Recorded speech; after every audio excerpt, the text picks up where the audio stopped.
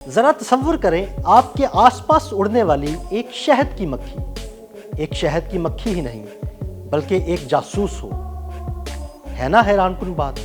جی ہاں بالکل، چائنا نے ٹیکنالوجی کی دنیا میں وہ کر دکھایا جس کے بارے میں کسی نے کبھی سوچا بھی نہ تھا۔ یہ شہد کی مکھی ایک جاسوس کے طور پر کیسے کام کرے گی، آئیے آپ کو تفصیل سے بتاتے ہیں۔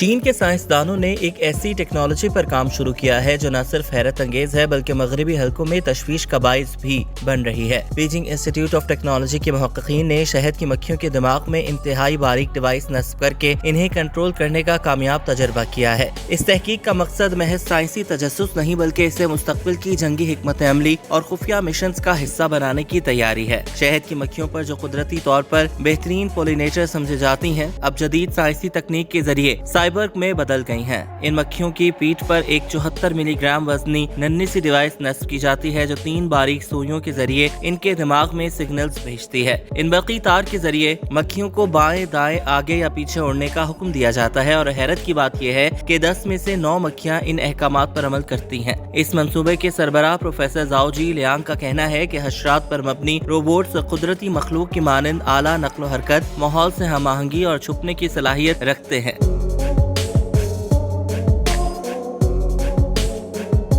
یہی خوبیاں انہیں شہری جنگ، دہشت گردی کے خلاف کارروائی، منشیات کے خلاف آپریشن اور آفات سے نمٹنے جیسے حساس مشنوں کے لیے بے حد موزوں بناتی ہیں۔ اس تحقیق کا ایک اہم پہلو ڈیوائس کی ساخت ہے۔ یہ ڈیوائس جو دنیا کی سب سے ہلکی برین کنٹرولر کہی جا سکتی ہے، پالیمر فلم پر بنائی گئی جو نہایت باریک اور ہلکی ہے، حتیٰ کہ یہ ڈیوائس صرف شہد کی مکھی کے پر کی موٹائی جتنی ہے۔ اس کے اندر چپس، انفراریڈ ریموٹ اور دیگر پرزے شامل ہیں، لیکن اس کا وزن اتنا کم رکھا گیا ہے کہ شہد کی مکھی آسانی سے اسے اٹھا سکتی ہے۔ یہ خیال سنگاپور میں تیار کردہ اسی نوعیت کی ایک ڈیوائس سے لیا گیا تھا جو بھنوروں اور لال بیگوں کو کنٹرول کرتی تھی، مگر وہ تقریباً 3 گنا وزنی تھی۔ چینی سائنسدانوں نے اس وزن کو کم کر کے اس منصوبے کو زیادہ قابل عمل بنایا ہے، تاہم کچھ چیلنجز اب بھی درپیش ہیں۔ سب سے بڑا مسئلہ بیٹری کا ہے۔ موجودہ بیٹریز کی زندگی محدود ہے اور بڑی بیٹریاں مکھی کے لیے بہت بھاری ہو جاتی ہیں۔